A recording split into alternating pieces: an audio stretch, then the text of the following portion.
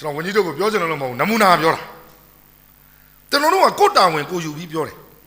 အခုပြောနေတာဘာလို့လဲညီမင်းညောပြောတာဘာလို့ပြောတာလဲဝန်ကြီးတို့ကိုပြောတာဘာပြောတာလဲအဲ့ဒါပြောတာအမကျတဲ့ဘူးလားမကျတဲ့ဝန်ကြီးတို့တရားဆွဲကျွန်တော်ဒီတိုင်းတော့လာဖမ်းခိုင်းလို့မရဘူးတရားဆွဲလို့တရားကလက်ခံရင်ကျွန်တော်တို့တရားကစဉ်းစားပို့မယ်စဉ်းစားပို့ရင်ကျွန်တော်ကသွားပြီးတော့ရင်ဆိုင်စားရှင်းရင်ဆိုင်မယ်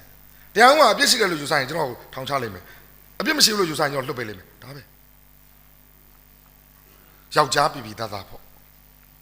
ခုကျွန်တော်တို့နည်းနည်းလေးအာယုံနောက်တယ်အာယုံနောက်ရပါတယ်ကျွန်တော်အခုနောက်ဆုံးစာအုပ်တော့ထွက်တယ်ကျွန်တော်တက်အခု46နှစ်အဲ့တော့ကျွန်တော်46ပေါ့အမှတ်တရပေါ့46နှစ်အတွက်ဝတ္ထု46ပေါ့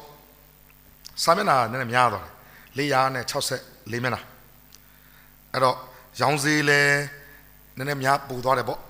ရောင်စီ6000ဒါပေမဲ့အောင်စရာကောင်းတယ်2000 3000တန်စာအုပ်တွေတဲ့အဲ့6000ပူရောင်းရတယ်လူတွေရဲ့သဘောကလည်းဘာလဲတော့ကျွန်တော်လည်းမသိဘူး2000 3000အဲ့လောက်မရောင်းရဘူး6000တန်စာအုပ်ကပူရောင်းရတယ်ကျွန်တော်ခေါင်းစဉ်လေးတက်ထားတယ်2006မှ2019အထိရေးခဲ့တော့အမှတ်တရဝတ္ထုတို့များ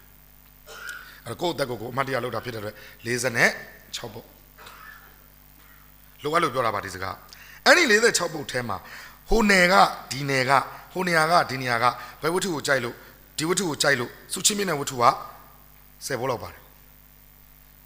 ကျွန်တော်ရေးတာနော်သူကသူစုပေးတာဒါတော့ကျွန်တော်မတတ်နိုင်ဘူးတနစ်တာအကြိုင်ဆုံးဝတ္ထုတွေထဲမှာဒီဝတ္ထုတွေကိုတော့တနစ်တာထွက်ခဲ့တဲ့ဓမြထဲမှာ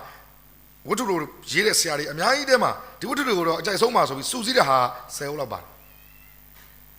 နှစ်က14နှစ်လေ2006ကနေ2014တိဆိုတော့2020တိ19တိဆိုတော့14နှစ်ဂျပန်ဘာသာပြန်တာတပုတ်ပါဂျပန်အမျိုးသမီးမြန်မာသာပါမောက္ခဗမာကလောင်နာမည်နဲ့မပန်းခက်လို့နာမည်ရပါတယ်သူကြိုက်တဲ့ဝတ္ထုတွေကိုဂျပန်ဘာသာပြန်ပြီးဂျပန်မှာထုတ်ဝေတယ်အဲ့တော့ကျွန်တော်ဒေါ်လာ100ပေးတယ်ဒေါ်လာ100ဆိုတော့ခုငွေနဲ့တွက်ရင်3သိန်းခွဲပေါ့ကျွန်တော်ဝတ္ထုတော်ဘုံရေးမှာ1000လောက်ရတာလေ3သိန်းခွဲရတယ်ဆိုတော့ပြောတာပေါ့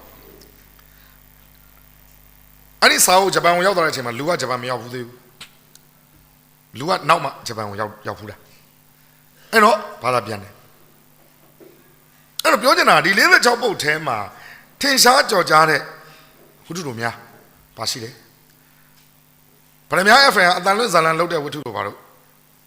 အဲ့ထက်မှာပါတယ်ရုပ်ရှင်ရိုက်ဖို့ဝယ်ထားတဲ့ဝတ္ထုသုံးဖို့ရှိတယ်အကြောင်းတော့ရုပ်ရှင်တွေတော့ထွက်မလာသေးဘူးဒါဆိုရင်တော့တားကြီးပေါ်ပဲမဟုတ်တာတော့သိကြပါလေရေးတဲ့ကာလလည်း2006ကနေ2019ဆို14နှစ်အဲ့ဒါကိုကျွန်တော်နံပါတ်လေးတယောက်က line ပေါ်မှာတင်လိုက်တယ်အကိုရေးတဲ့စာအုပ်ရပြီတဲ့ဖတ်နေပြီနော်တဲ့ပြောတယ်ပေါ့ပြောတာပေါ့ကိုစာအုပ်လေး line ပေါ်မှာမြင်ရတော့ပြောတာပေါ့ဗျာအဲ့တော့အောက်ကတယောက်က comment ရေးတယ်ကျွန်တော်မသိဘူးအဲ့တယောက် comment တစ်ချောင်းနဲ့ရေးတာကျွန်တော်နမနဲ့သူနဲ့ကတော့မိတ်ဆွေတွေဖြစ်ပါလိမ့်မယ်ကျွန်တော်နမကစင်ကာပူမှာ